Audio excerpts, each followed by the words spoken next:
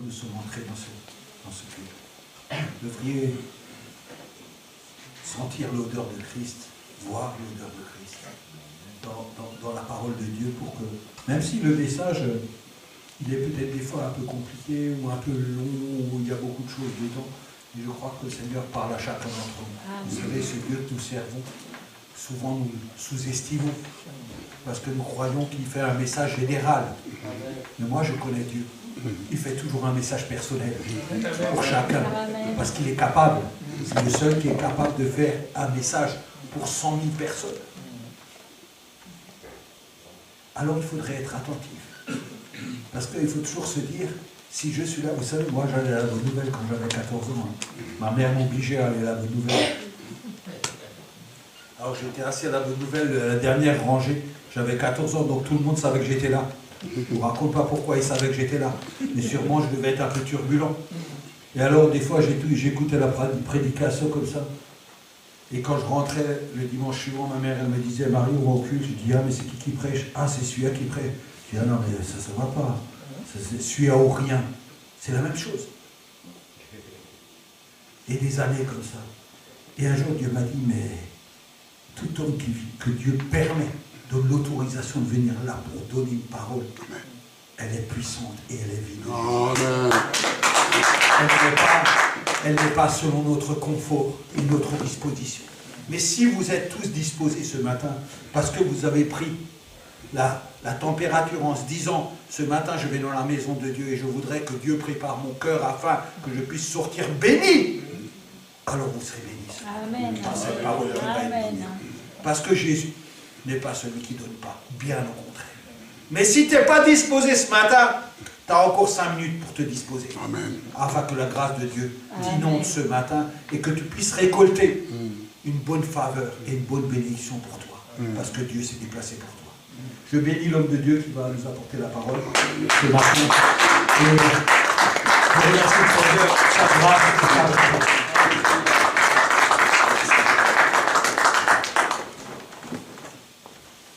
Alléluia. Est-ce que quelqu'un peut dire gloire à Jésus? Gloire à Jésus. Est-ce qu'il y a la joie? Amen. Amen, mais il y a d'autres qui ne sourient même pas. Amen. Amen. C'est toujours un privilège de venir dans la maison de l'Éternel, dans la maison du Père, et se réjouir dans sa présence. Moi, je suis le premier, quand je viens, je m'aimerais même rouler par terre. Je m'aimerais même sauter, toucher même le plafond.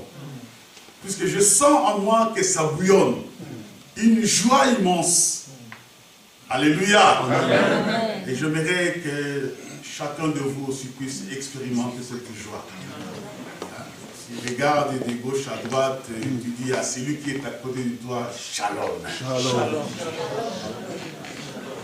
Shalom.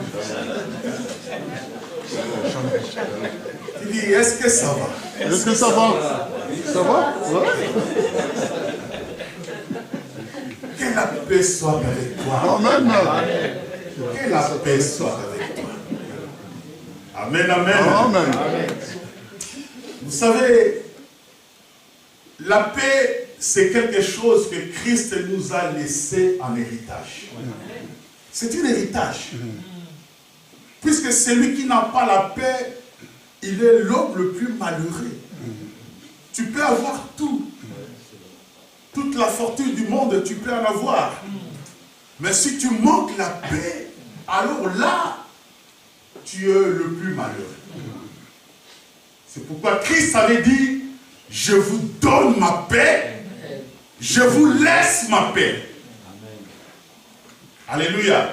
Et si on a la paix de Christ, on peut sauter, on peut danser, on peut se réjouir de la vie. Même si on n'a pas beaucoup, mais on a en toi la joie éternelle. Alléluia. On a la paix, on a la joie. Et quand on vient à l'église, on se réjouit avec le bien-aimé. La communion fraternelle. J'aimerais que cette joie soit contagieuse. Il faut contaminer celui qui est à côté de toi. Pas du Covid, mais de la joie. Pour que quand on sorte, on ramène la joie à la maison. Même ceux qui sont restés à la maison, ils reçoivent la joie que tu as reçue à l'église. Alléluia. Amen. Dieu soit béni. Mettons-nous debout.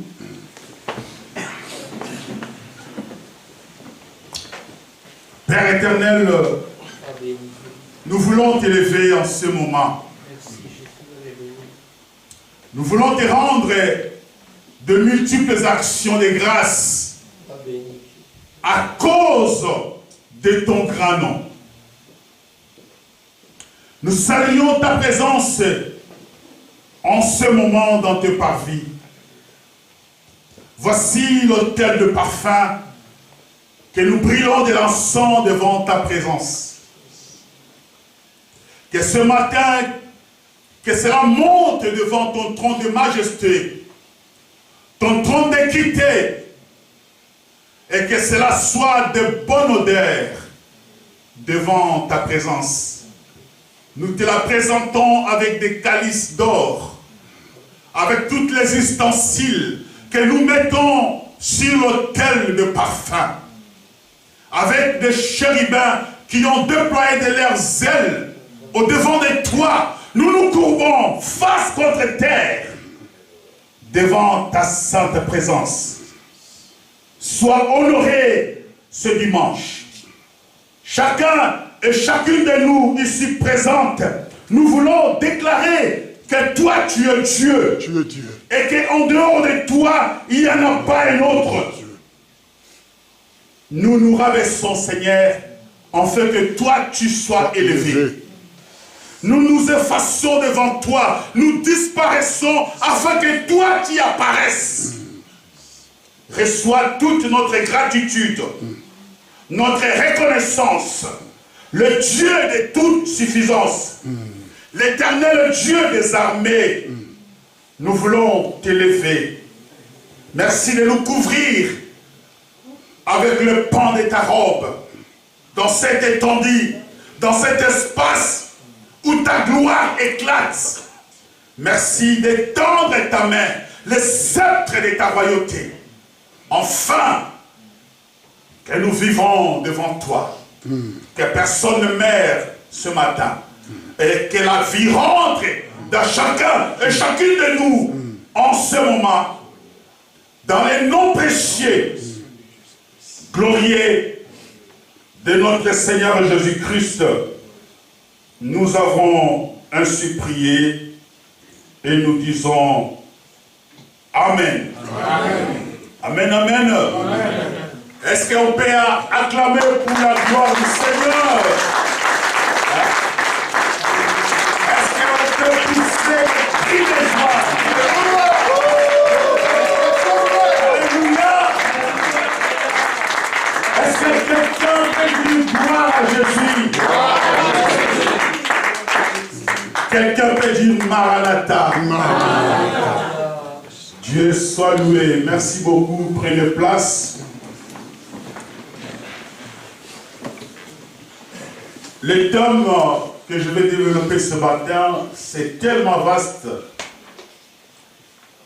Mais je vais essayer de me résumer un peu.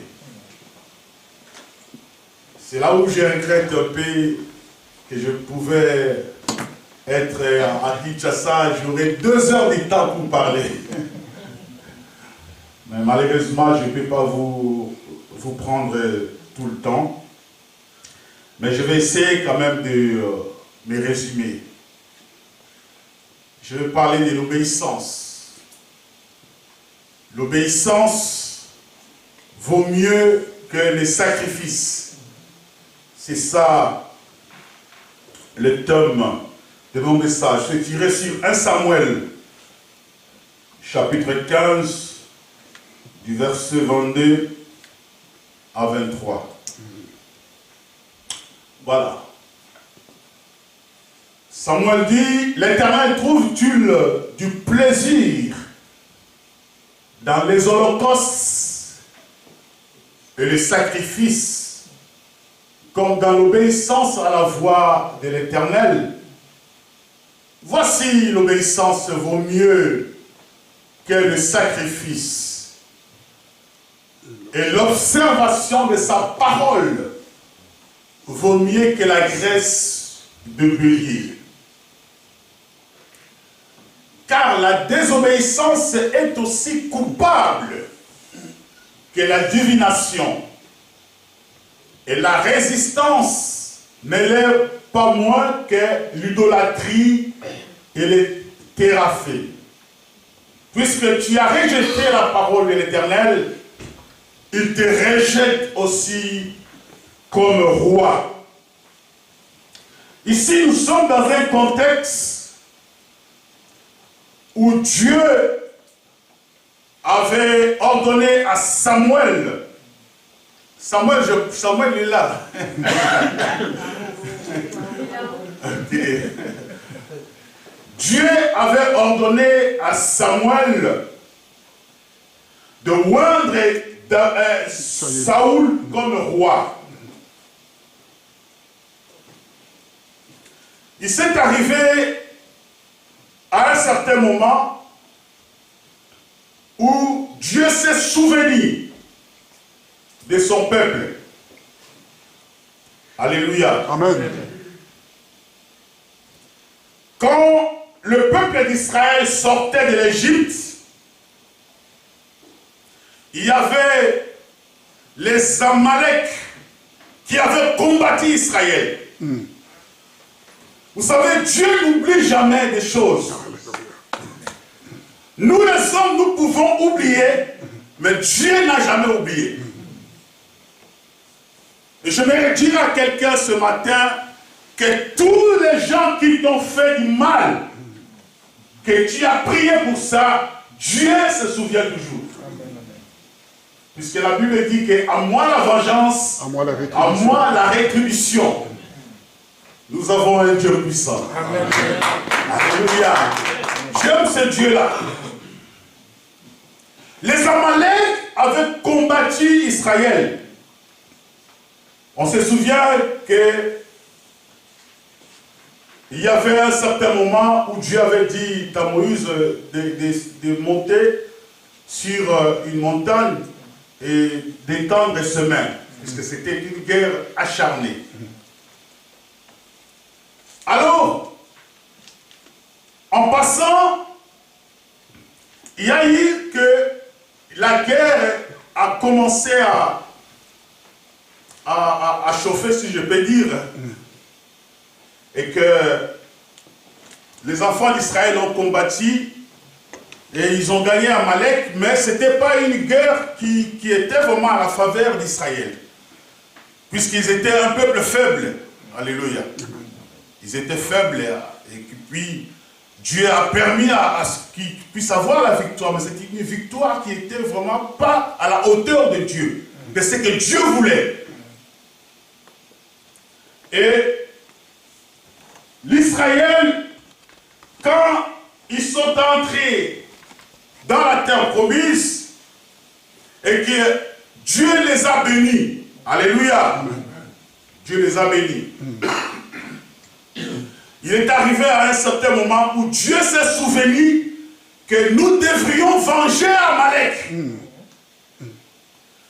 Puisque ce combat-là, ce n'était pas un combat qui était à la hauteur. Maintenant, nous devrions venger Amalek. Il a dit à Samuel de dire à Saoul de prendre une armée, de pouvoir aller combattre les Amalek. Amen, amen. Amen. Et Saoul a obéi, mais ce n'était pas une obéissance totale. Dieu veut que nous puissions avoir une obéissance totale à sa parole. Amen, amen. Pour Dieu, ou tu obéis, ou tu n'obéis pas. Il n'y a pas une obéissance à moitié. Amen, amen. Puisque nous, Dieu nous bénit en fonction de notre attachement à sa parole, à notre obéissance à sa parole. Et en fonction de ça, Dieu nous bénit. Saoul a pris une armée, il est allé pour combattre les Amalek. Et en combattant les Amalek, ils les ont battus, bien sûr, puisque c'était vraiment quelque chose de cruel, puisque Dieu avait dit, tu vas tuer tout ce qui est vivant. Alléluia. Amen. Que ce soit les hommes, les femmes, les nourrissons. Des fois, c'est écœurant. Aujourd'hui, nous approchons Dieu, c'est à cause de Christ. Dites Amen. À cause de Jésus-Christ, aujourd'hui, nous nous approchons de l'autel du parfum, que nous venons le dimanche pour louer l'Éternel, pour l'adorer, avec nos imperfections. Ce qui n'était pas le cas à une certaine époque, où Dieu était un Dieu colérique. Si tu n'obéis pas, une fois il avait dit à Moïse, je vais détruire ce peuple. Mais Dieu a dit, mais si tu détruis ce peuple ici, que diront les Égyptiens? Ce Dieu-là, il les a fait sortir de l'Égypte pour aller les tuer. Au désert. Dans les déserts. Alléluia. Imaginez-vous que Moïse, il est en train de raisonner Dieu. Mais si tu fais ça, qu'est-ce que les Égyptiens vont dire? Réfléchis un peu. Alléluia. Réfléchis un peu. Si tu le fais, et les Égyptiens, ils vont dire quoi? Voilà. Leur Dieu les a fait sortir pour les tuer. Mais aujourd'hui, nous venons devant sa présence. Nous ne mourrons pas. C'est à cause de Christ. Alléluia. Tu vas épargner aucune chose. C'est-à-dire que tu vas tuer et les hommes, et les femmes, et les nourrissons, et les bêtes. Tous, ils doivent être passés par l'épée. Mais Saul est parti. Il a fait ce que Samuel avait dit. Mais seulement, il a vu qu'il y avait vraiment des bœufs qui étaient gras, des agneaux, de bonnes choses. Il dit, mais non, ça on doit le prendre pour nous. Il a pris des agneaux gras, il a pris des bœufs, et il est retourné avec ça. Et la Bible déclare que cette nuit-là, Dieu a visité Samuel pour dire que je me répands d'avoir oué Saoul comme roi. Alléluia. Amen. Que Dieu ne soit pas attristé dans notre foi, bien-aimé. Amen, amen, amen. C'est quelque chose qui est grave. Puisque ce jour-là, Dieu avait rejeté Saoul. Et Samuel est venu devant Saul pour lui dire, mais qu'est-ce que tu as fait? Regarde l'homme qui veut toujours se justifier. Nous ne devrions pas toujours nous justifier. Alléluia. Amen. Au contraire, nous devrions nous humilier devant Dieu. Nous devrions demander pardon devant Dieu si nous avons agi mal. Au lieu de nous justifier. Que ces choses que nous avons ramenées des Amaléciens, c'est pour offrir à Dieu le sacrifice. Je suis en train d'expliquer ce qu'on vient de lire. Exactement. Alléluia. Amen. Mais Samuel a dit, est-ce que Dieu agrée les sacrifices ou les holocaustes? Amen. Amen. Est-ce que Dieu agrée les sacrifices et les holocaustes? J'aimerais rester même là pour finir ma prédication, parce qu'il y a tant de choses que je peux dire là. Il a dit, voici, l'obéissance à sa parole vaut mieux que les sacrifices. Quand on obéit à la voix de Dieu, cela vaut mieux que tous les sacrifices que tu peux faire. Amen, amen. Tu peux ramener ici tout l'argent que tu veux. Mais si ton cœur n'est pas à Dieu, tu ne fais que la vanité, c'est qu'avait dit Salomon. C'est une vanité. Alléluia. Tu peux observer le jeûne des 50 jours, des 40 jours. J'aime beaucoup les gens à Kinshasa, des fois si je vais là-bas, ils sont toujours en jeûne. J'ai dit, mais ils n'ont rien à manger. le pays va aussi mal. Je pense que vous êtes en jeûne tout le temps. Mais vous jeûnez encore. Et les gens, ils sont tellement maigres. Mais je me dis, mais ça c'est... Christ a déjà fait les sacrifices pour nous. Alléluia. C'est bien de jeûner, mais il faut qu'il y ait une révélation. Hein? Il faut qu'il y ait une conviction. Pourquoi je jeûne? Si ça devient automatique, il faut jeûner pour jeûner, alors c'est une souffrance inutile. Et quand tu sors du jeûne, tu n'écoutes même pas la parole de Dieu. Tu n'obéis même pas à ses recommandations. Alléluia. Et ça, c'est quelque chose qui doit nous interpeller. Puisque quand nous obéissons à Dieu, je pense que chaque fois que nous venons ici, on nous parle de l'obéissance. C'est quelque chose de très capital. Amen, amen. Amen.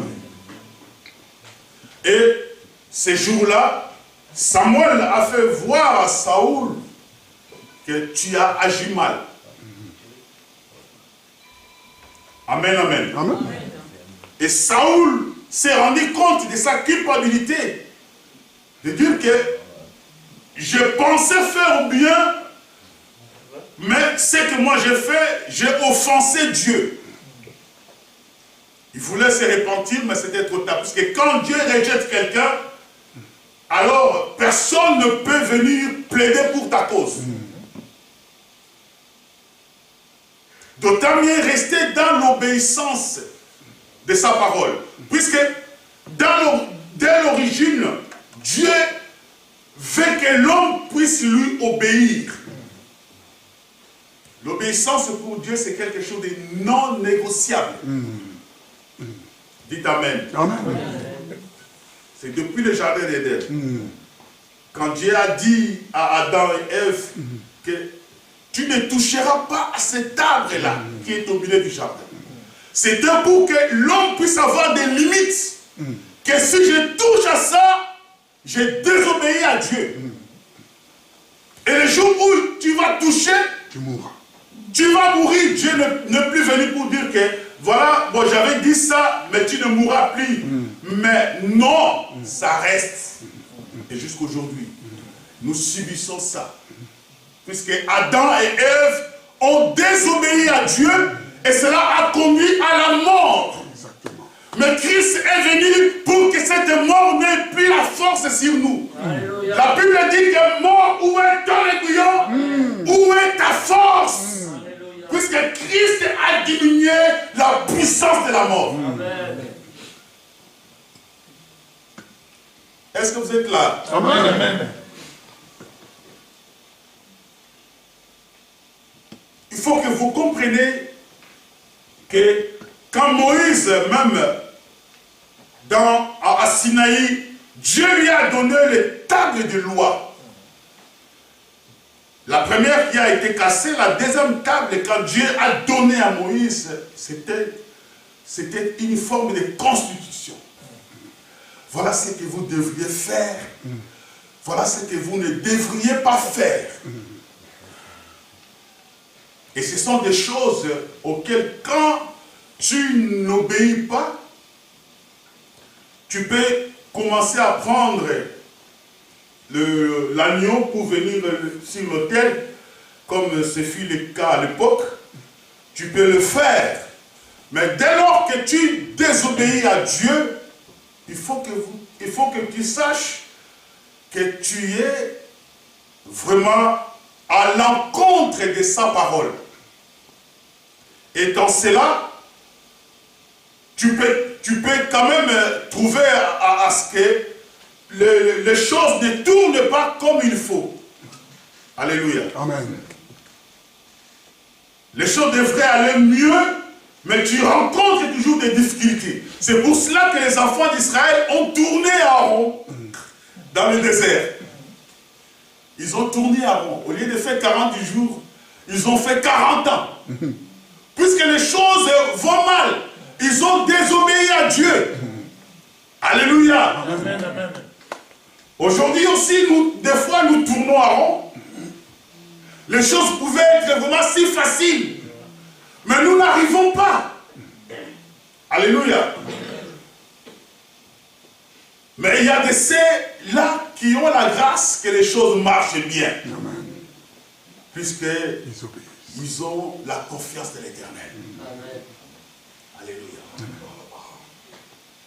Dès qu'ils cherchent un travail, ils trouvent tout de suite. Mais l'autre, il cherche et il ne trouve pas. Mais Dieu, comment je ne trouve pas un travail? Comment j'ai du mal à m'en sortir? Mais Dieu nous a bénis en Jésus-Christ. Alléluia. Dieu nous a bénis en Jésus-Christ. Donc, les choses devraient aller mieux pour nous. Nous qui avons accepté Christ comme Seigneur et Sauveur. Alléluia. Amen. Les choses devraient aller mieux. Mais si, deux fois, nous tournons à rond, nous pouvons faire semblant que les choses marchent. Nous devions danser, nous devions avoir la joie. Mais au-dedans de nous, est-ce que nous sommes satisfaits? Moi, je suis satisfait. Amen. Puisque je sais que mon Rédempteur m'a béni. Que j'ai sa confiance. Alléluia. Amen. Il faut avoir confiance en Dieu. Et il faut aussi s'attacher à sa parole. Et la parole de Dieu est là. Exactement. Alléluia. Amen. Nous pouvons broncher, bien sûr, nous sommes des humains. Mais nous ne devions pas rester dans l'incrédulité. Quand nous désobéissons à la parole de Dieu. Il y a des fois, nous venons à l'église, mais nous ne croyons même pas à la puissance de Dieu. Nous ne croyons même pas que Dieu est capable de faire de grandes choses dans notre vie. Et j'aimerais dire à quelqu'un que Dieu est capable de faire de grandes choses dans notre vie. Plus que celles que nous croyons, Dieu est capable. Mais c'est l'incrédulité de nos cœurs, de la nature d'Adam que nous avons en nous, qui fait que la main de Dieu ne s'étende pas pour nous toucher à chaque fois. Pour essayer de nous sortir un peu de la malédiction que nous avions au temps d'Adam et Ève. Alléluia. Amen.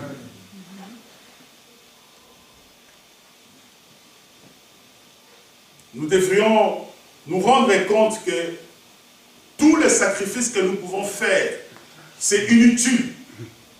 Puisque Christ a déjà fait des sacrifices parfaits et valables pour l'éternité. Ce qui nous reste aujourd'hui, c'est d'obéir à la voix de Dieu. Et je vais vous le montrer.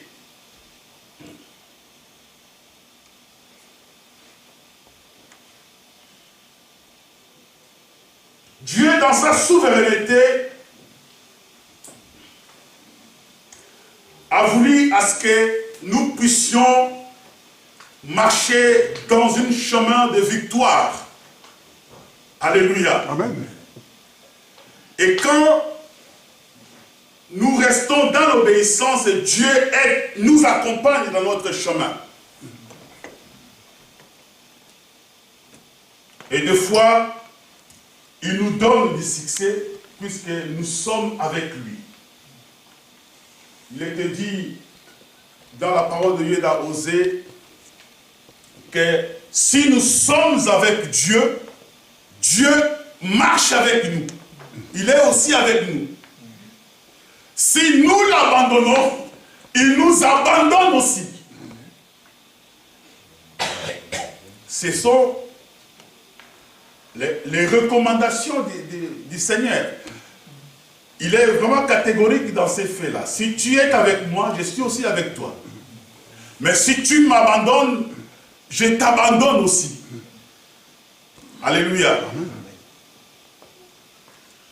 Une fois à Kinshasa, je suis allé là-bas et puis il y avait le pasteur Bienvenu, un des serviteurs que je travaille avec. Il m'a dit qu'il fallait qu'on puisse faire un tour à l'hôpital puisqu'il y avait une de ces fidèles qui était à l'hôpital avec son enfant qui était gravement malade. Et je me suis dit, ok, on va y aller, c'est un hôpital pédiatrique. Et on est arrivé à l'hôpital, je suis rentré dans la salle de l'hôpital, dans la salle où il y avait des enfants. Ils étaient squelettiques. Moi-même, je me disais, mais ça ne vaut même pas la peine de prier. Ces enfants, ils étaient squelettiques, ils étaient là, entrés de gémisser. Moi, Dieu m'a dit, et j'ai écouté la voix de Dieu me dit, je t'ai appelé ici pour que tu pries pour tous les enfants. Et non seulement un seul, puisque moi j'étais là pour prier pour l'enfant de l'un de fidèles du pasteur Bienvenu. Et je suis rentré, Dieu me dit, maintenant tu dois prier pour toute la salle. Amen. Amen. Et j'ai commencé à tourner dans la salle. Je me posais mes mains. En tant qu'humain, je me disais, mais ça ne vaut même pas la peine, puisque ces enfants, ils vont mourir. Dès que je vais tourner, je vais sortir d'ici, ils vont tous mourir. Je priais, j'ai touché chacun des enfants, j'ai imposé ma main, je priais le Seigneur, et je suis sorti. Le lendemain, il y a le pasteur Bienvenu qui m'appelle, il dit, mais tu sais ce qui s'est passé à l'hôpital? Moi, j'ai dit, qu'est-ce qui s'est passé? Il dit, tous les enfants sont sortis de l'hôpital. Mais il y a eu une exception. L'enfant qu'on m'avait appelé pour prier pour lui, il est décédé. Mais tous les autres sont sortis de l'hôpital. Je n'aimerais pas avoir le discernement. Pourquoi c'est l'enfant qu'on m'avait appelé, lui, il est parti, mais tous les autres sont sortis de l'hôpital. Il m'a dit, mais il y avait d'abord un médecin qui ne voulait même pas nous faire entrer là, puisque c'est interdit. Il ne faut pas déranger des malades. Alors ce médecin a dit, mais ces jeunes, ces garçons-là, qu'est-ce qu'il a en lui? Moi, je n'avais aucune chose. J'avais que mon Dieu avec moi. Amen. Et l'obéissance que j'avais à ce Dieu-là. Alléluia. Amen. Et l'obéissance que j'avais à ce Dieu-là. Ça a permis que tout ce que moi je prie, toute personne que moi j'impose mes mains, il y reçoit la guérison tout de suite. Alléluia. Amen. Et tout ce que vous demanderez à mon nom, il vous sera accordé. Amen. Alléluia. Tout ce que vous demanderez. Ce sont des choses qui nous arrivent si nous restons attachés à Dieu. Alléluia. Amen. Puisque nous ne venons pas ici comme pour le tourisme. Mais nous venons ici, il y a un secret quand on découvre ce secret, on sait que maintenant je ne peux plus me séparer de ça. Je dois rester attaché à mon Dieu. Je dois rester accroché à mon Dieu. S'il faut que je vienne à l'église, je dois venir. S'il faut que je fasse la volonté de Dieu, je dois le faire. En retour, Dieu va étendre sa main pour me bénir, me secourir. Alléluia. Amen. On a tant de choses à faire, tant de besoins. Vous savez, le royaume de cieux, c'est déjà acquis. Mais nous avons encore beaucoup de choses à faire ici sur la terre, auxquelles nous avons besoin de Dieu. Est-ce que quelqu'un me comprend? Amen.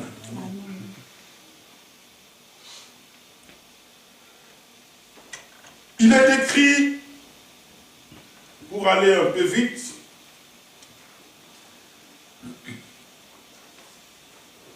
on va nous afficher le verset.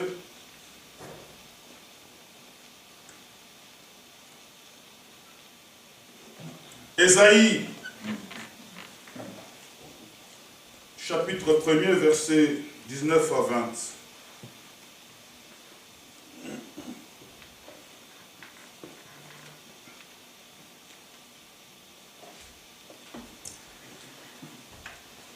Si vous avez de la bonne volonté et si vous êtes docile, vous mangerez la meilleure production du pays. Alléluia. Si vous avez de la bonne volonté et si vous êtes docile, vous mangerez la meilleure production du pays. D'abord, quand tu es obéissant, tu as tout. Docile, ça dit être attentif à Dieu. Être obéissant à sa parole. Être à son écoute. Alléluia.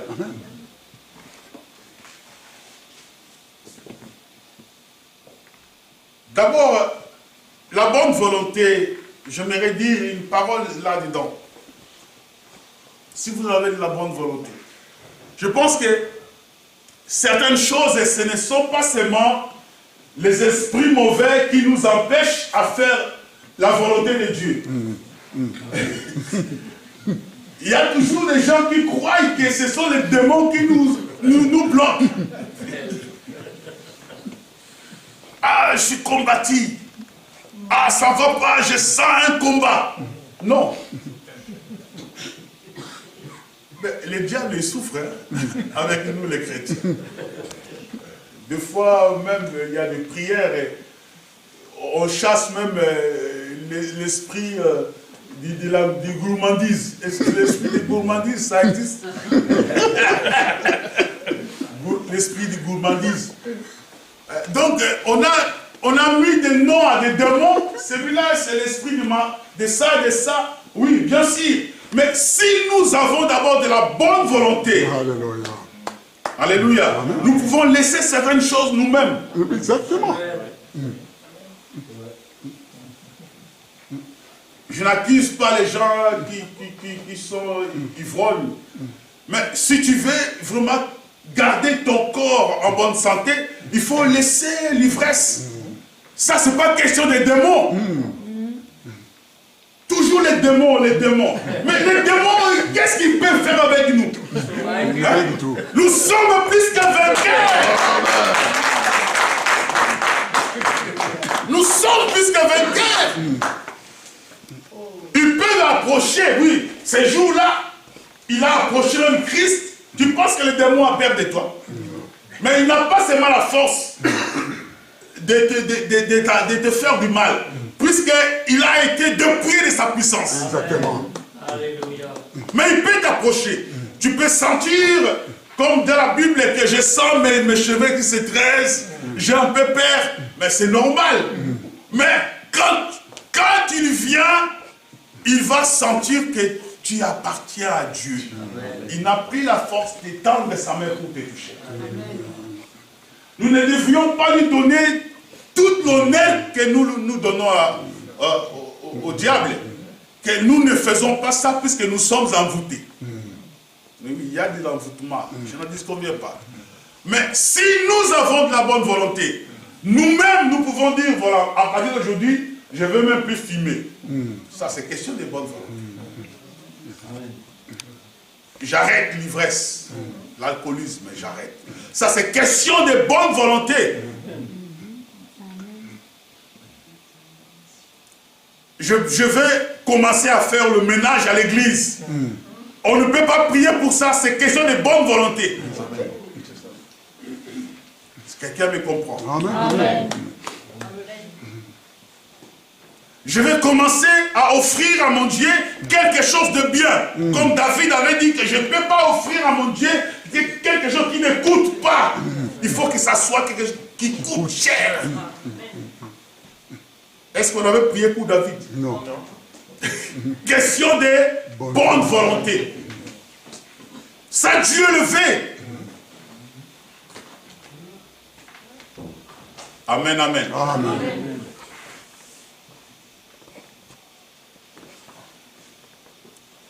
De bonne manière, nous devrions le faire, puisque nous avons en nous le Saint-Esprit. Le Saint-Esprit qui nous convainc à faire de bonnes choses.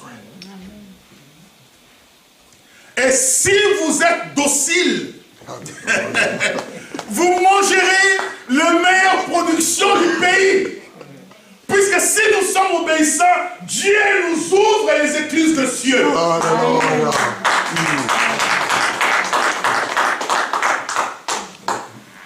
Si nous sommes dociles, obéissants, Dieu nous...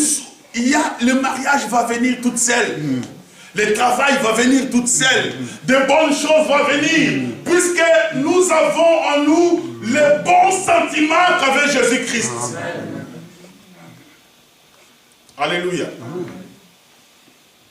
Et quand on dit vous mangerez la meilleure production du pays, ça dit qu'à un certain moment, tu ne peux pas seulement manger de pâtes du 1er au 31. Pâtes si pâtes. Tu connais toutes les sauces que tu peux faire avec les pâtes. Les crustacés. Le foie gras. Tu manges des pâtes, des choses. Mais à un certain moment, il faut aussi aller dans un restaurant étoilé. Même chez Paul Bocuse, tu pars. Il y a des gens qui font la réservation. Une année déjà, c'est plein. Le carnet de réservation est plein. Pendant ce toi, tu n'appelles même pas. Même 2 ans. Même 2 ans. Chez Paul Bocuse, pour ne parler de citer que de lui, je ne fais pas sa publicité puisque ça passe à Facebook en direct.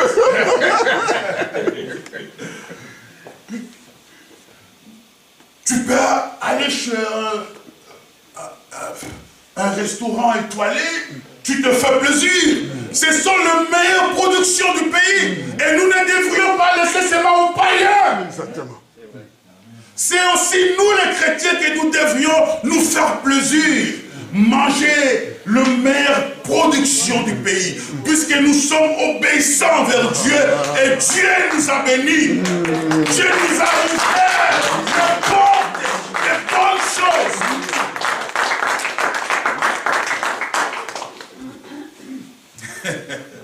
Alléluia. Bien-aimés, Dieu nous tend la main. Et il y a beaucoup de choses auxquelles ça nous échappe, puisque nous ne sommes pas attentifs. Nous devrions vraiment faire attention à ce que nous ne ratons pas l'essentiel. Quelque chose auquel la chose qui est vraiment plus importante pour nous dans notre marche avec Christ.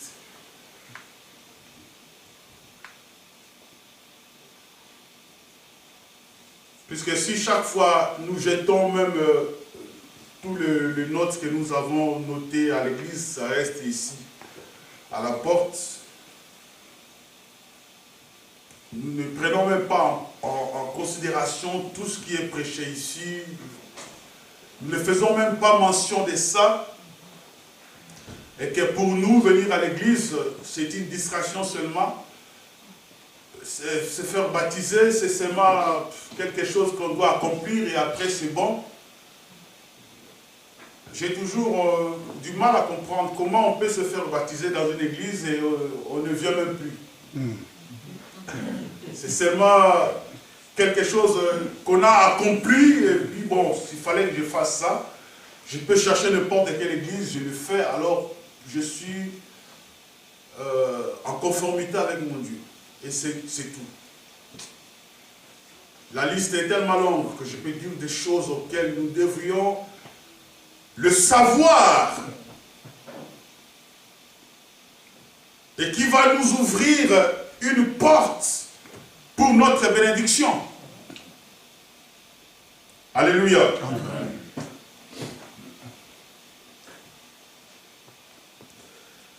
Il y a eu un homme qui a obéi à Dieu à la lettre. C'est Abraham. Amen. Amen. Et Dieu a dit à Abraham, sors des Chaldées. Et va vers le pays que je te montrerai. Et il faut avoir la foi. Il n'a même pas encore montré. Il dit, sors seulement. Et va vers le pays que je te montrerai. Un jour, je vais vraiment parler en profondeur, puisque c'est toute une grande prédication encore là. Voilà pourquoi j'avais demandé 2 heures, mais je ne peux pas le faire. Je suis obligé de prendre des morceaux comme ça pour les coller, pour fabriquer une prédication. Mais c'est vaste, ce thème-là de l'obéissance. Exactement. C'est tellement vaste l'homme de Dieu. Exactement. Merci beaucoup. C'est le pasteur Daniel qui nous a donné ce thème que nous développons, c'est très profond. Vous savez, Abraham qui est sorti de Chaldée, c'est en Irak, la Mésopotamie. Dans la maison de son père, il y avait l'occultisme que vous n'avez pas l'idée. Il y avait plusieurs dieux à la Mésopotamie. Et Abraham, il a écouté la voix d'un Dieu inconnu qui lui dit, sors de la maison de ton père et va vers le pays que je te montrerai. La Bible dit, Abraham n'a même pas posé de questions. Et il est sorti de Chaldée. Et pour aller vers une destination inconnue. Puisqu'il a obéi à la voix de Dieu. Alléluia. Amen.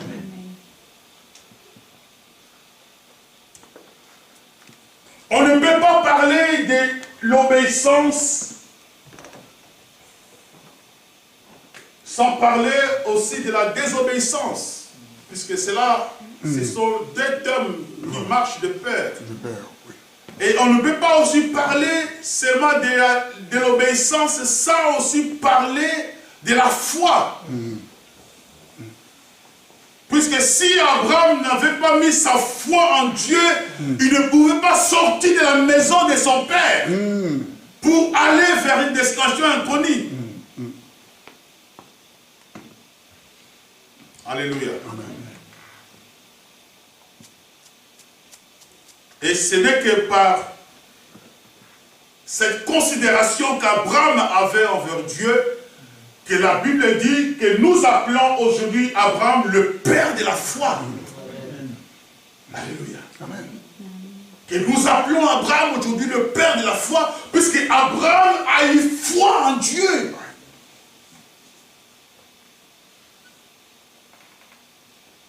Et il a su que ma vie appartient à ce Dieu-là. Que c'est lui qui me garde, qui me protège. Et que si je me réveille le matin, c'est par sa bonté. Oui. Et que si je marche, que je vais au travail, c'est par son amour.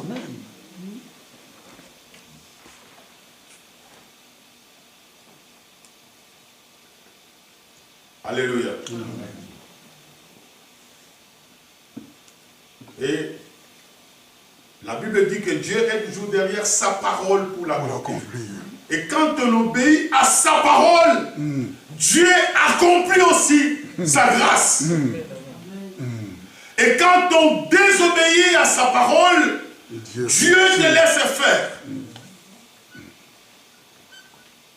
Et quand Dieu nous laisse faire, c'est là où les choses commencent à se compliquer.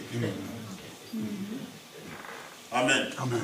Et nous commençons à faire des choses d'une façon mécanique. Et nous-mêmes, nous croyons que cette force-là que nous exerçons, que nous recevons quelque chose, c'est une bénédiction. Mais non, c'est une autre souffrance.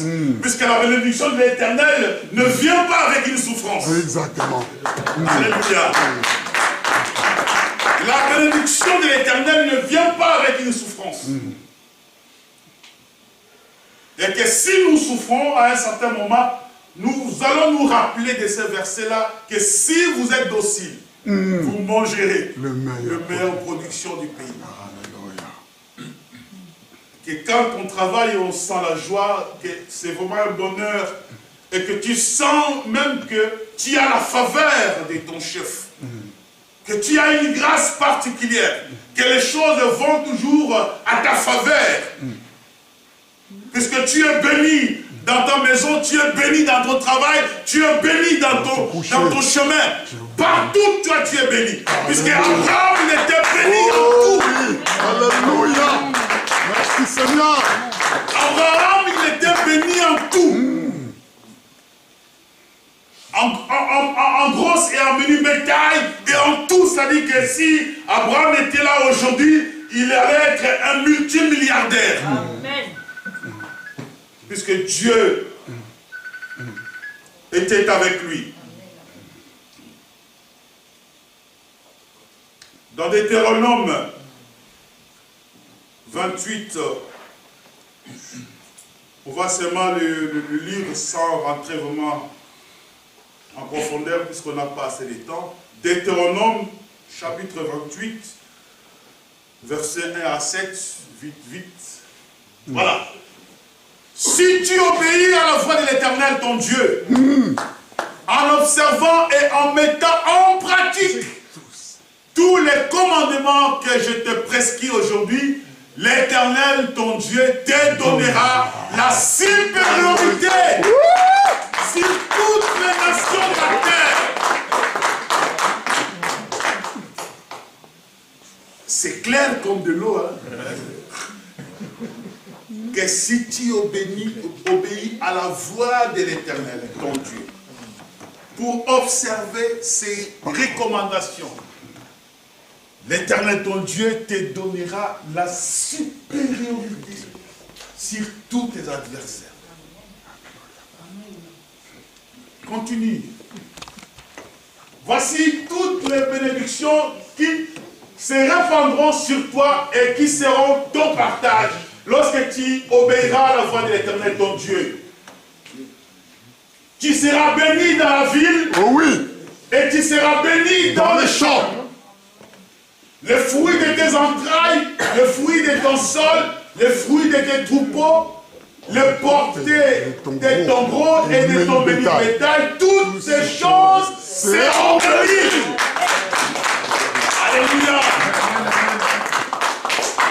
Toutes ces choses seront bénies. Dans ta maison, les enfants peuvent être malades, mais cette maladie-là, c'est pas béni. Que tout est bien, même celui qui vient chez toi, il sent l'amour de Dieu. Il sent la joie. Il dit, mais toi, tu es béni.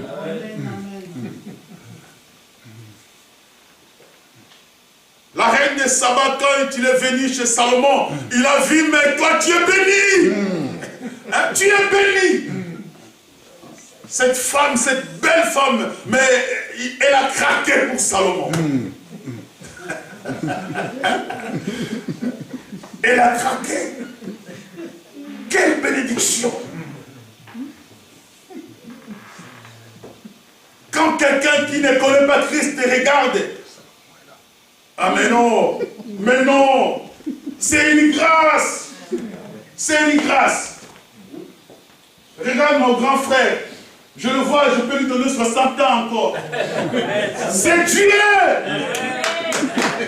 Rabba Santa Yabashino, tu auras 100 ans et quelques. Dans le nom de Jésus, tu vas dépasser. Et les gens te diront, mais où est-ce que tu puisses toute cette énergie? Que Dieu te comble encore de sa faveur. Tu vas dépasser les 100 ans et puis plus encore. Dans le nom de Jésus.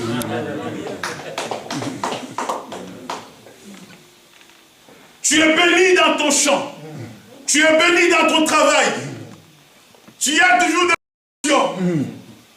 Les autres se disent, mais lui, est-ce qu'il a touché au marabout? Oui, nous avons un marabout, c'est Jésus. Jésus, le plus grand marabout. Je suis le plus grand marabout. Un jour, je vais vous raconter l'histoire que j'avais vécue vers Ubangi en Afrique. C'est terrible. Vous allez avoir froid. Les choses que Dieu fait avec vous. Je n'ai pas le temps pour vous raconter maintenant. Dieu a fait avec moi des grandes choses, je vous dis. Des grandes choses. Vous n'avez pas l'idée. Alléluia. Amen. Mais, si tu désobéis, Deutéronome 28, 15 à 22. Nous allons seulement le lire sans rentrer vraiment. Mais si tu n'obéis point à la voix de l'Éternel ton Dieu, si tu n'observes pas et ne mets pas en pratique tous ces commandements et toutes ces lois que je te prescris aujourd'hui, voici toutes les malédictions qui viendront sur toi et qui seront ton partage. Tu seras maudit dans la ville. Donc c'est le contraire de ce qu'on a vu. Et ça, c'est pas les païens. On parle à nous. Ceux qui sont nés de nouveau. Remplis de l'Esprit de Dieu. On ne parle pas de ceux qui vont aller en enfer ici. Nous avons le royaume des cieux. Quand tu crois au Seigneur Jésus, tu es sauvé. Ça, c'est évident. Mais ici, sur la terre, nous avons besoin de manger les meilleures productions. Nous avons besoin de voir la main de Dieu agir. Nous avons besoin de voir que si nous sommes malades, Dieu nous guérit. Alléluia. Que si nous avons des difficultés, Dieu étend sa main et nous sauve.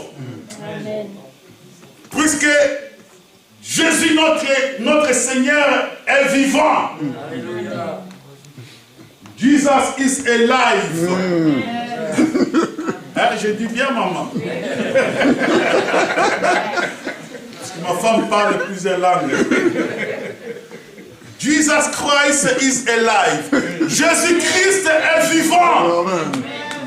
Nous avons besoin de voir la main puissante de Dieu agir. Que ce soit dans notre communauté. Que beaucoup de gens viennent pour recevoir la vie. Des fois, il y a des choses qui nous arrivent, c'est bizarre. Tu vois quelqu'un qui vient, qui accepte Christ, qui vient, et 2 mois, 3 mois, il commence à témoigner. Dieu a fait ceci pour moi. Oh, mais moi, je suis resté là 10 ans. Je n'ai jamais vu, je n'ai jamais, même pas un signe d'attention. Mais pourquoi? Mais il faut que tu t'examines. Est-ce que vraiment tu es attentif à la voix de Dieu?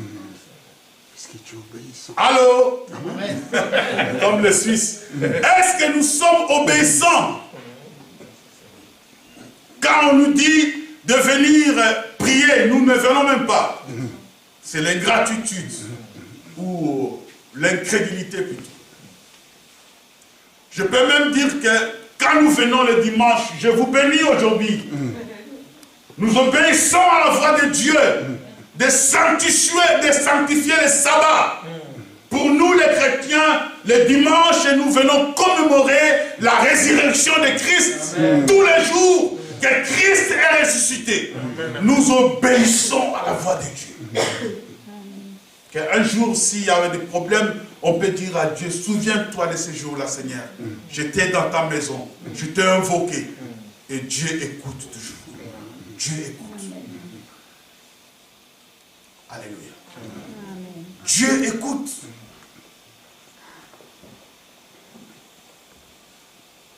Tout ce qu'on nous demande ici, quand le pasteur Marion Le Banda, il parle, ce ne sont pas les paroles des hommes, c'est les paroles de Dieu. Quand on nous dit, quand nous les mettons en pratique, nous allons voir la main de Dieu. Et quand nous ne les mettons pas en pratique, nous avons toujours la grâce de Dieu, mais nous n'allons pas voir la main de Dieu. Quand tu es avec moi, je suis avec toi.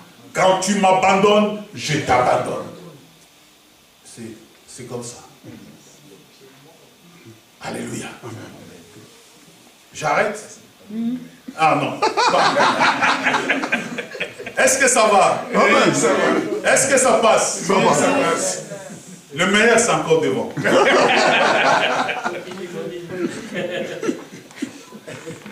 Alléluia. Quand tu es obéissant, la grâce de Dieu va te localiser là où tu es. Alléluia. Quand tu es obéissant, au lieu que toi tu cherches la grâce, mais c'est la grâce de Dieu qui te localise. Il y avait une veuve à Sarepta. Amen.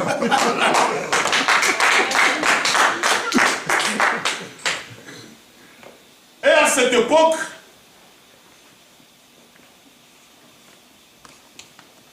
le prophète Élie, c'est aussi un homme de foi.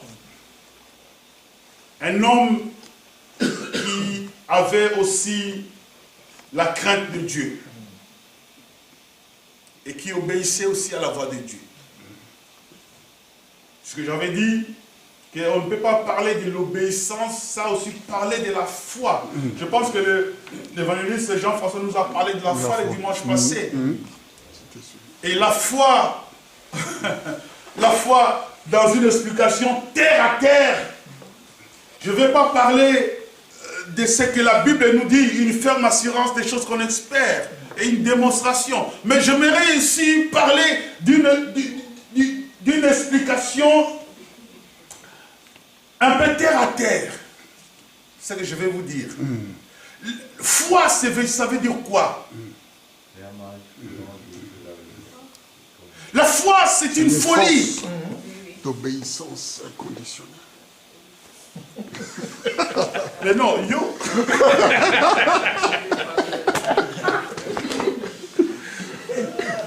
Mais c'est le Saint-Esprit qui... Mais c'est tout ce que j'avais à dire. Folie de l'obéissance inconditionnelle. C'est une folie. Dire que celui qui a été pendu au bois est Dieu. Mais il faut être fou. Un Dieu qui est mort à la croix. Et tu dis que celui-là, c'est Yahweh, Adonai. Mais il faut être un fou. Paul lui-même avait dit que la prédication de la croix, c'est une folie. C'est une folie. Pour ceux qui ne périssent, ceux qui périssent. Mais pour nous, nous ne périssons pas. Exact. Nous sommes des fous. Nous croyons en ça. Alléluia.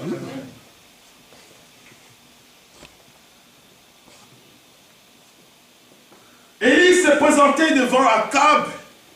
Il dit, il n'y aura même plus un goutte de rosée et de pluie qui va tomber ici en Israël. Sinon à ma parole. À ma parole. Il n'a même pas dit qu'il y a la parole de Dieu. Il dit si à ma parole. Puisque si tu es obéissant, tout ce que toi tu dis, Dieu l'accomplit. Tu peux appeler à l'existence des choses qui n'existent pas, ça va venir. Tu appelles le travail travail vient. Tu appelles le mariage vient. Tu appelles le bonheur va te suivre. Le bonheur et la grâce m'accompagnera tous les jours de ma vie. Et je mangerai chez Paul Bogis.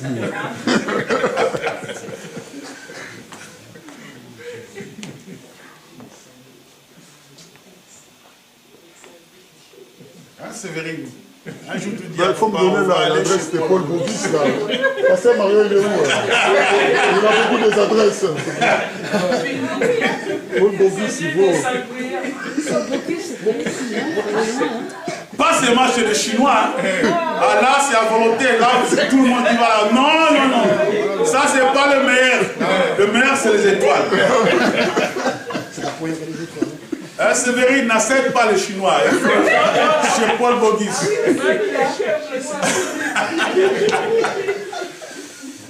Tu fais un peu plaisir.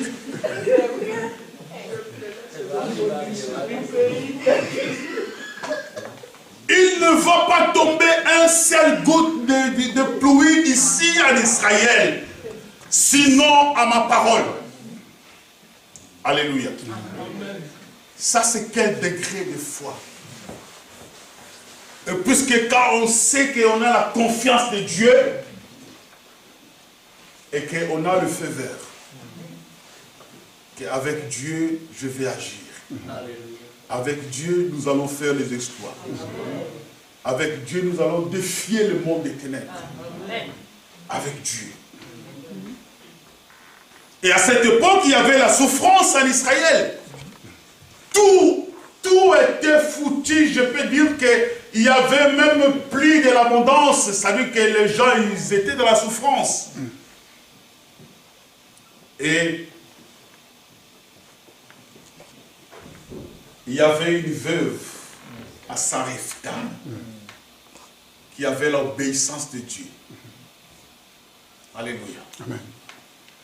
Et vous croyez vraiment qu'à Sarepta, il y avait que cette veuve-là? Non. Il y avait aussi plusieurs veuves. Mais pourquoi la grâce a localisé ces mâles une seule veuve? Vous croyez qu'ici il y a une fuite et il n'y a pas beaucoup de gens qui croient aussi en Dieu? Mais pourquoi la grâce t'a localisé seulement toi pour que tu viennes dans ces sanctuaires pour adorer l'Éternel? Arriver ici, c'est une grâce. C'est une porte de grâce, une porte de bonheur, de plénitude avec le Seigneur. Pourquoi la grâce t'a localisé?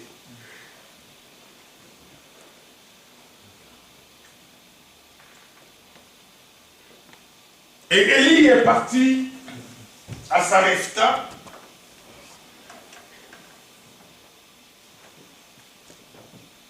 Selon les recommandations de l'Éternel. Et il est allé chez la veuve.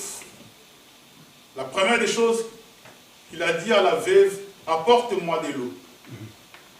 Je ne vais pas rentrer dans la révélation de l'eau, vous le savez. Je vais rester un peu dans les Écritures. Apporte-moi. Et la femme est partie, elle a obéi à Élie. Elle est partie chercher de l'eau.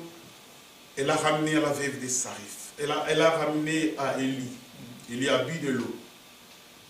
Et ce n'est qu'après avoir bu de l'eau qu'elle a encore appelé la femme. Viens maintenant.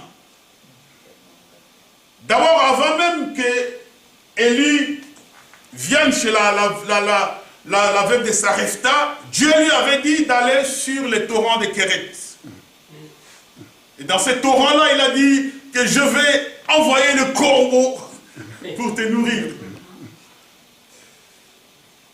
Et Élie a bien mangé, hein, au torrent de Kérit. Le matin, on lui apportait du pain et de la viande. C'est-à-dire qu'il avait un repas copié. Et le soir, le corbeau venait encore avec le repas, encore avec la viande et du pain. Et pendant qu'il y a la sécheresse, pendant que les autres pleurent, Dieu t'envoie toujours le secours. Tu reçois toujours le secours de Dieu. Ne te demande pas que ça peut venir d'où. Non, Dieu va toujours faire un miracle.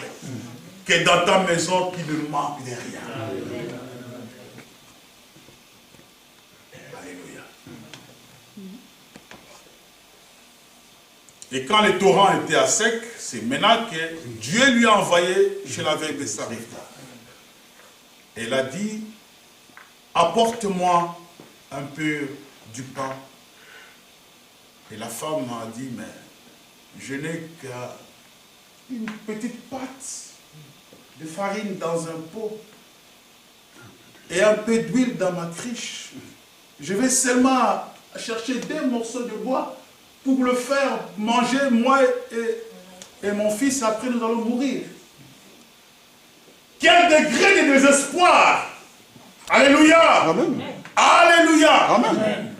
Si tu n'arrives pas à joindre les 2 bouts de moi, à un certain moment, il faut que tu te révoltes. Seigneur, moi je suis ton enfant.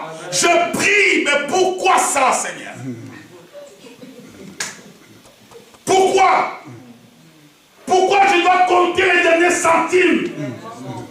Tout est difficile. Non, ce n'est pas le Dieu d'Abraham que tu invoques. C'est quel Dieu tu invoques? Moi, je connais ce Dieu-là. Alléluia.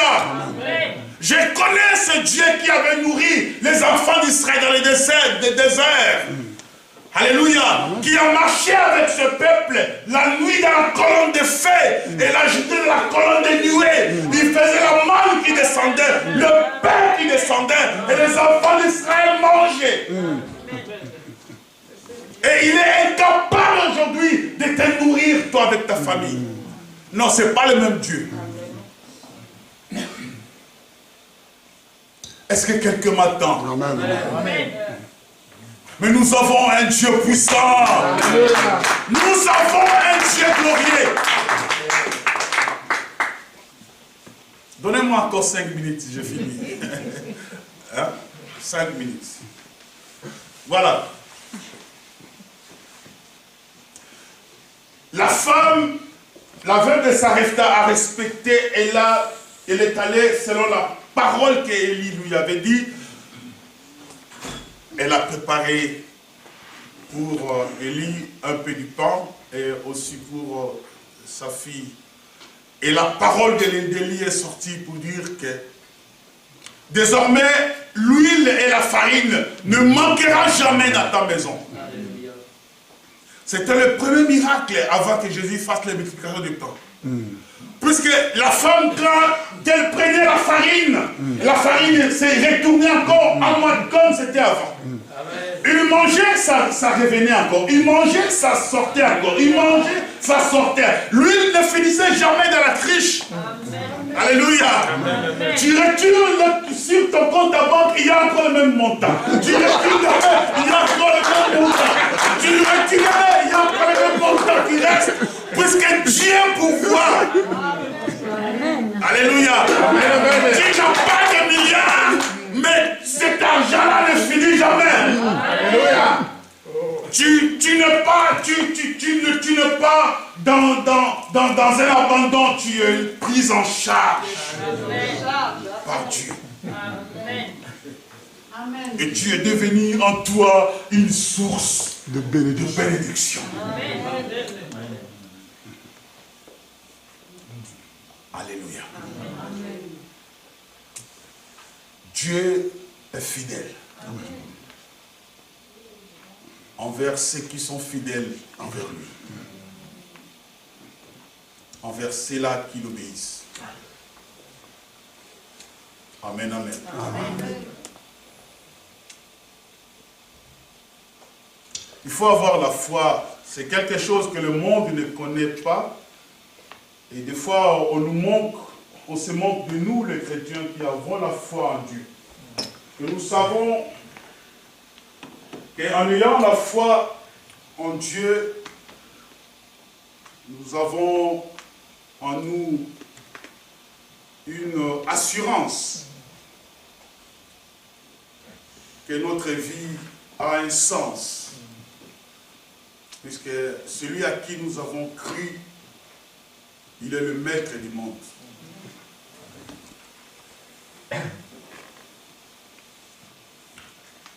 Je termine un peu en disant quelque chose, malgré que je n'ai pas vraiment dit tout ce que je voulais. Une fois, quand je voulais venir en Suisse, il y a plus longtemps aujourd'hui, je suis allé à l'ambassade de la Suisse pour obtenir un visa. Et, vous savez que, surtout au Congo, l'ambassade qui est plus difficile pour avoir un visa, c'est l'ambassade de la Suisse. C'est vraiment difficile pour qu'on te donne un visa. Mais Dieu m'avait convaincu que moi, je vais voyager en Europe. Alléluia. Amen. J'étais déjà prédicateur de l'évangile. Et j'avais aussi reçu un ordre de mission aussi pour venir en Europe. Je suis allé, les gens me disaient toujours que cette ambassade est difficile. Hein. On ne pense même pas qu'on va te donner un visa. Mais je suis arrivé là-bas. J'ai introduit ma demande, comme tout le monde. Et le jour où je suis venu pour avoir mon visa, il y avait plusieurs personnes. On était là. Et le monsieur qui travaille là, à la réception, me remet mon passeport. Il dit, monsieur, le visa est refusé. Je voulais commencer à discuter. Déjà, on a dit, au suivant. J'avais même pas le temps de demander, mais pourquoi on a refusé? Non, même pas le temps. Je suis sorti dehors. Je dis, Seigneur, qu'est-ce que ça veut dire? Je me souviens même que j'ai oublié de prendre les transports. Je marchais à pied. Je me disais, mais il y a un problème. Mais Seigneur, qu'est-ce que tu veux me dire par là? Le Seigneur me répond, est-ce que c'est moi qui t'a dit qu'on t'a refusé le visa? Mais Seigneur, la réalité est là qu'on m'a refusé.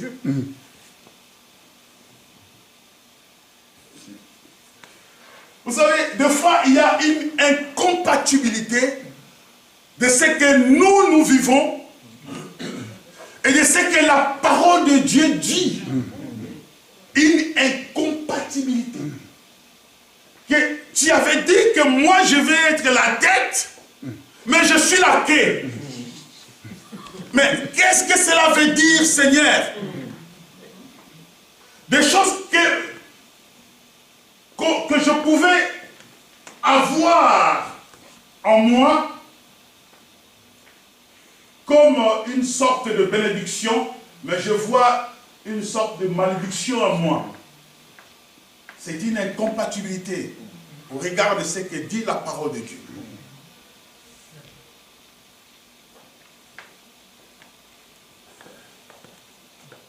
La réalité, Seigneur, la réalité est là. Moi, on m'a refusé le visa. Le Seigneur me dit, mais c'est toi qui dis ça. Est-ce que moi j'ai dit qu'on t'a refusé le visa? Tu vas retourner à l'ambassade pour dire... Là, je suis déjà arrivé à la maison. Hein. J'étais en train de me questionner. Comment je dois faire? Je vis ma vie s'écrouler. Et le Seigneur me dit, lève-toi, tu vas retourner à l'ambassade, tu dis que vous m'avez appelé, que c'est moi qui t'envoie.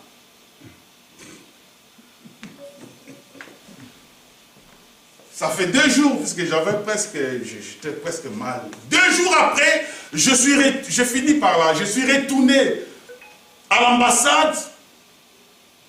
Il y avait tellement beaucoup de gens. Et je me suis mis en ligne. Et je suis arrivé au guichet et j'ai dit au monsieur, vous m'avez appelé. Vous savez, à l'heure même, il y avait monsieur l'ambassadeur qui était derrière le monsieur. Quand il a écouté mon nom, il a dit, mais on a parlé de ce monsieur-là le matin, non? Oui, mais allez, donne-lui le visa.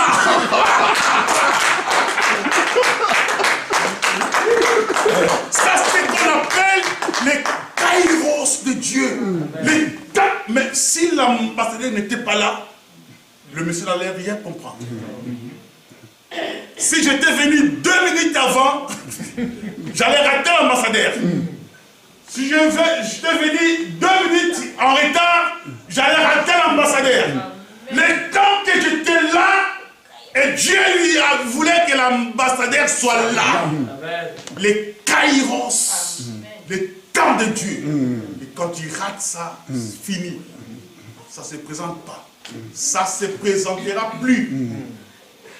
Et c'est comme cela que des fois, le dimanche, il y a des dimanches qui se succèdent. Mais il y a un dimanche où quand il rate, c'est fini.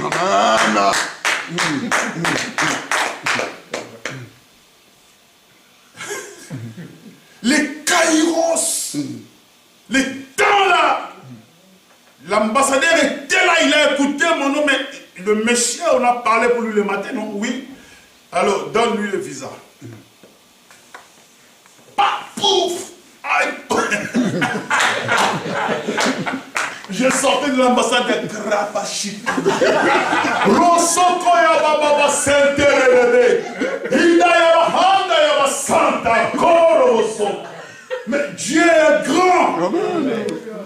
Dieu est merveilleux. Puisque c'est Dieu qui m'avait parlé. Quand j'ai commencé mon ministère, j'étais encore enfant. Il y avait une sœur qui avait les yeux ouverts. Cette sœur m'a regardé, mais waouh! Toute cette bénédiction que Dieu a mis sur cet homme. Moi, je me disais, je regardais, je pensais qu'il s'est trompé de la personne. Tu parles à moi, mais oui, à toi. Ça va où? Ça va venir d'où? Alléluia. Il y a toujours une incompatibilité de ce que nous pouvons voir et de la réalité. La souffrance qu'on peut expérimenter aujourd'hui, ce n'est pas une réalité. Alléluia. Quand Dieu a dit à Abraham que Sarai aura un enfant, Sarai, elle était déjà dans la ménopause. Alléluia. Et Abraham n'avait même plus envie d'aller vers une femme. Une incompatibilité. Non, le temps de Dieu, ce n'est pas notre temps. Attendons le temps de Dieu. Amen. Et restons obéissants envers le Seigneur. Amen. Dieu agit toujours. Que Dieu bénisse sa parole.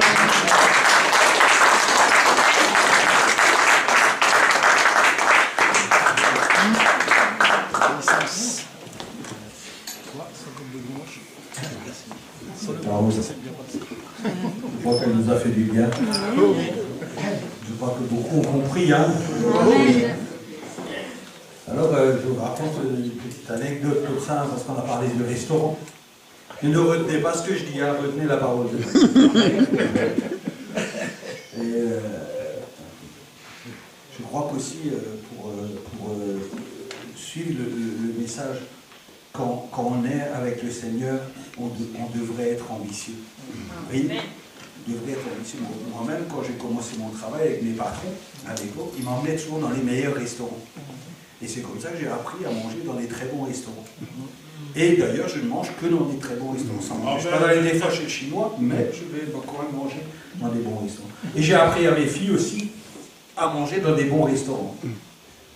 Et l'année dernière, ma fille Camille, elle vient, elle me dit, ouais, écoute, avec des amis, ils ont réservé dans le meilleur restaurant du monde, à Barcelone.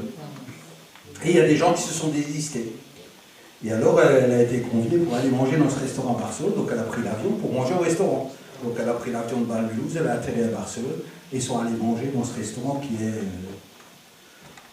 splendide, quoi. Et là, le mois dernier, elle vient, elle dit, écoute papa, j'ai réservé dans ce restaurant, donc on peut réserver à partir du 1er janvier, dans le meilleur restaurant du monde. Elle m'a dit, j'ai réservé pour toi. Alors je lui ai dit, mais moi je ne vais pas là-bas. Donc elle m'a dit, ouais, je vais réserver pour toi et pour 12. Et on va aller dans ce restaurant dans 2 ans. Je dis ça pourquoi? Parce qu'il faut avoir de l'ambition avec le Seigneur. Il faut toujours avoir de l'ambition.